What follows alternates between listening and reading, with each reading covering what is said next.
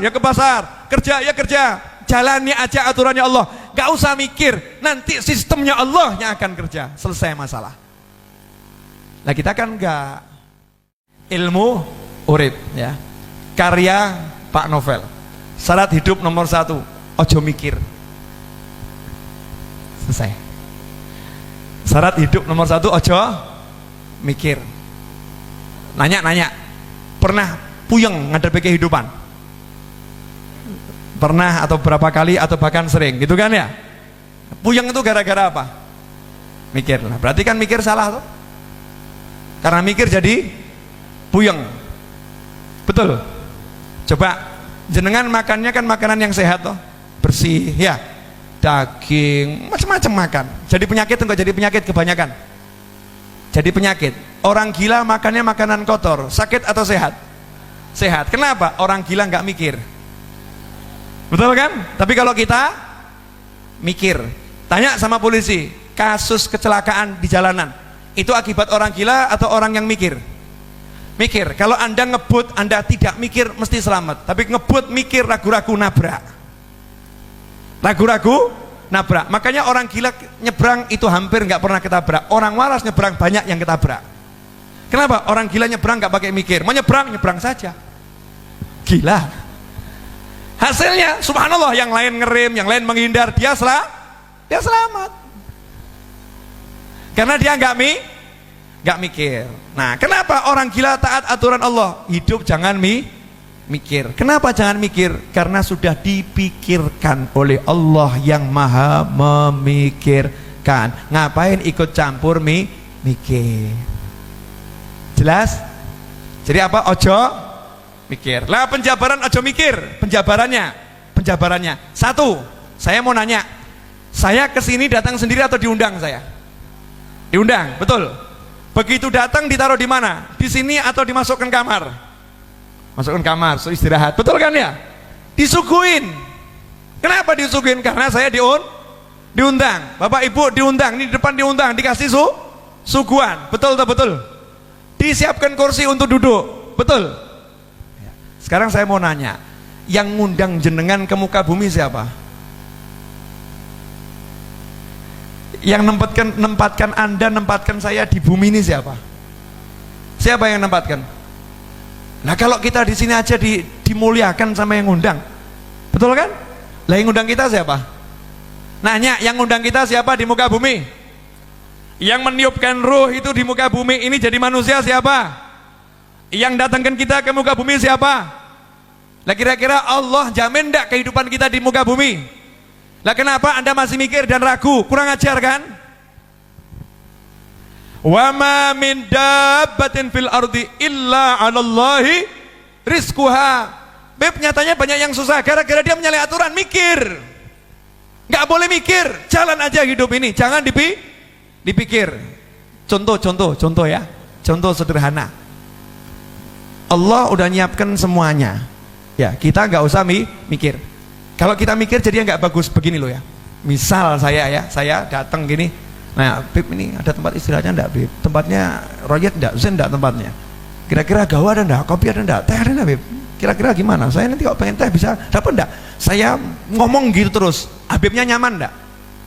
Enggak nyaman. Dianggap saya ini orang yang benar atau enggak benar nih? Enggak benar karena meragukan yang ngundang. Betul kan ya? Kalau bahasa lain, bahasa Jawa, kalimat cetok, kurang ajar kan begitu ya? Enggak tahu diri. Itu baru kepada beliau. Lah kepada Allah Ta'ala, Gusti ya Allah, pripun ya Allah, ini besok mau makan apa ya Allah ya, ini gimana ya Allah, ini bayar SPP gimana ya Allah nih, ini nanti urusannya gimana ya Allah ya.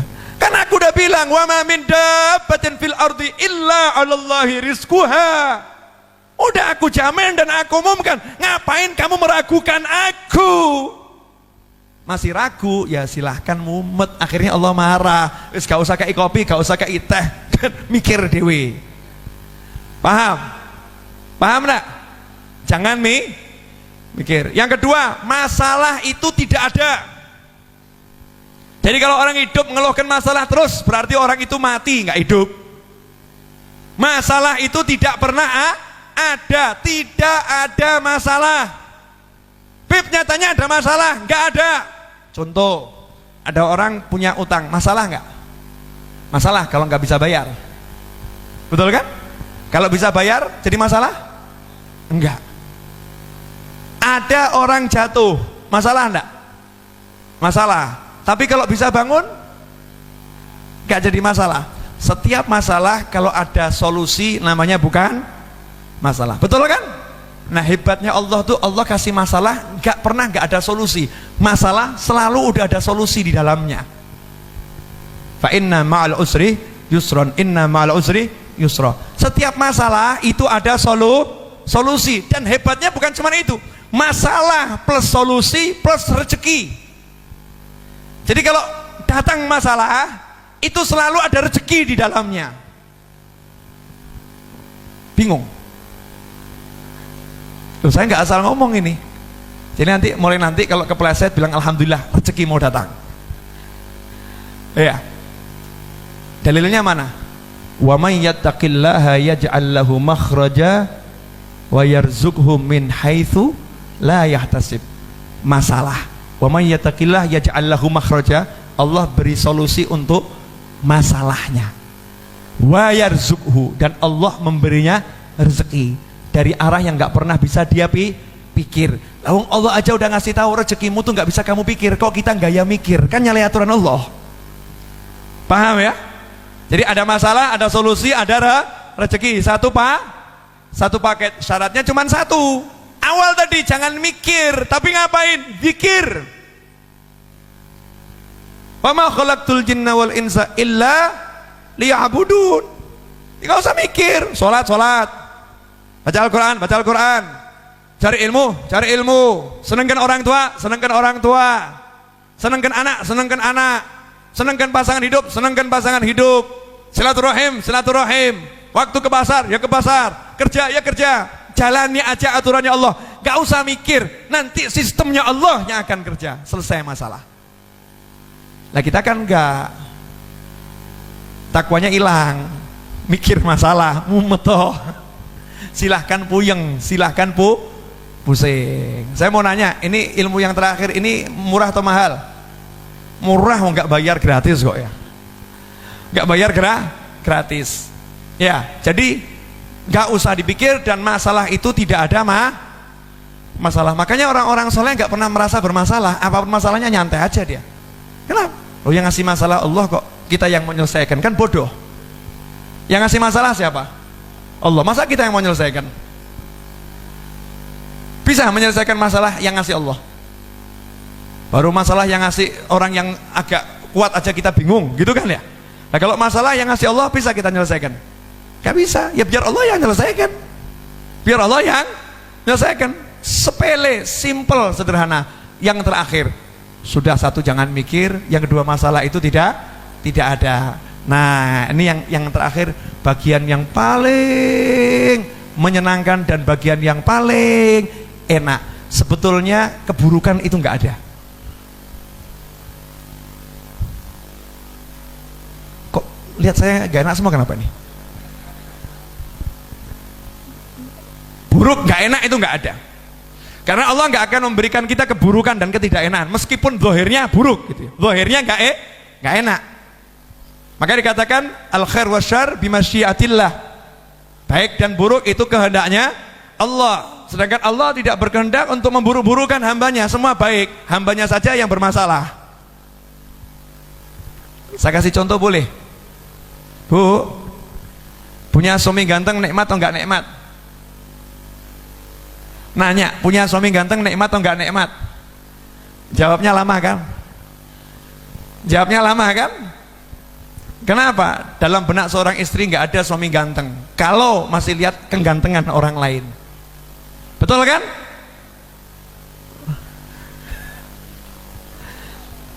Seganteng-gantengnya suami Anda kalau lihat saya kalah ganteng. Misal gitu ya.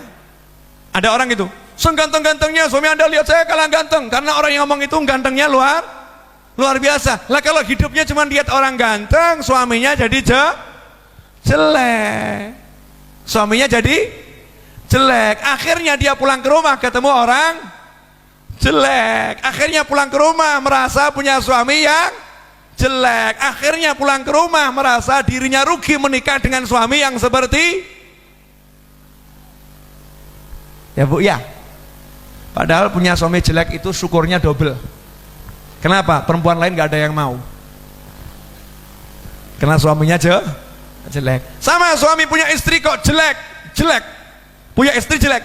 Lihat istri orang lain kok cantik, lihat wanita lain kok cantik. Semakin lihat yang cantik-cantik, yang udah nyata-nyata jelek ini semakin jelek. Gak usah pakai lihat yang lain aja udah jelek, apalagi lihat yang lain jadinya jelek. Betul. Nah, ada satu aturan hidup yang kita langgar. Udah diperingatkan sama Nabi, aturan hidup.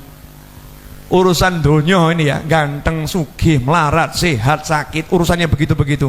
Jangan pernah lihat yang lebih sukses, dan bahkan jangan pernah lihat orang sukses. Suruh lihat orang yang susah. Itu aturannya Nabi.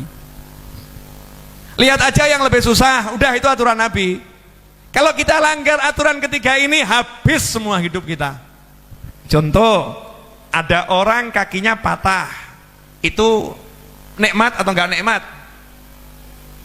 Baik atau buruk? Buruk kan? Kenapa dia lihat buruk? Karena dia lihat orang yang kakinya tidak patah. Karena dia lihat orang yang sehat. Maka dia lihat yang namanya kaki patah itu buruk. Tapi coba kalau lihat orang yang punya kaki cuman separuh,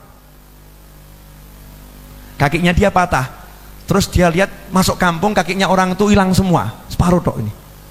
Dia bilang apa nih? Alhamdulillah kaki saya dua, cuman yang satu patah. Ini satu kampung nggak punya kaki. Alhamdulillah. Dia jelek, ternyata ketemu orang yang nggak punya hidung. Alhamdulillah saya jelek, tapi wajah lengkap daripada yang itu tuh nggak punya hidung. Begitu dia lihat yang lebih jelek, lihat yang lebih susah, lihat yang lebih sakit, maka yang dia alami itu jadinya nikmat. Makanya saya katakan buruk itu nggak ada. Allah ngasih baik, cara kita lihat saja yang salah. Cara lihatnya salah. Urusan dunia jangan lihat yang atas, lihat yang bawah. Maka nunduk terus urusan dunia ini. Ya, mau menundukkan pandangan itu bukan cuma menundukkan pandangan dari wanita atau dari pria. Menundukkan pandangan kan dari syahwat, maksudnya itu. Syahwatnya ini loh ditundukkan, termasuk melihat yang lebih. Tundukkan, lihat aja yang susah. Hasilnya hidup akan menjadi nikmat. Itu ilmu urip yang saya pelajari sampai usia 41 kurang dikit.